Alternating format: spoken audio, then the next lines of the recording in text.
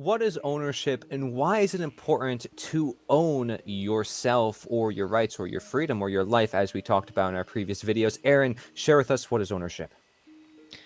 Ownership is responsibility, control of usage, rightful possession for an individual's own property. So responsibility, if we break this down, right? Responsibility, Mhm. perhaps, to the ability to respond, the ability perhaps to have ownership over your own property.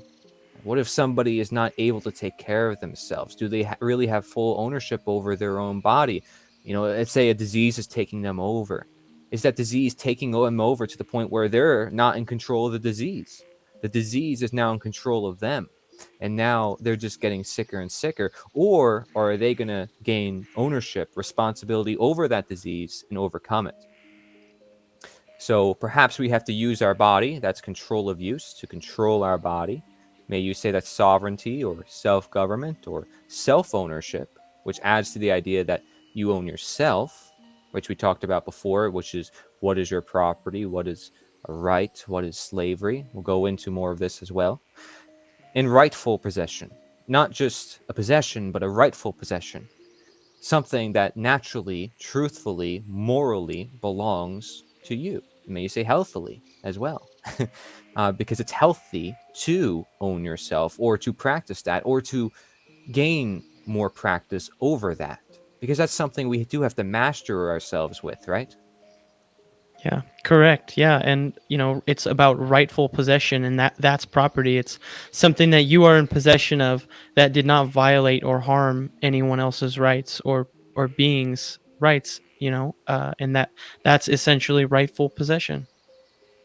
Now it says for an individual's own property. So ownership is for property, and what constitutes ownership is responsibility, control, and right.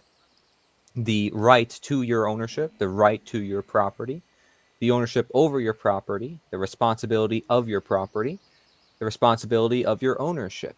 Do we see how perhaps these are interconnected? Yeah, of course. An individual's property, it's responsibility, and a lot of people think that even in the more in the legal system, when you take responsibility over something for a certain amount of time, it is you have the ability or the right to make a claim on that as your property. And so something as simple as yourself being your property, no one else can make a claim on that. Hmm. So, in our next video, we'll go over what is not ownership. So, stay tuned for that and be sure to watch that. So, we can go over what you do not own, not just what is not your property, but something you do not own. So, something that you're saying does not belong to me, but how do I practice that? If I can practice ownership over myself, how could I practice not owning somebody else or their property?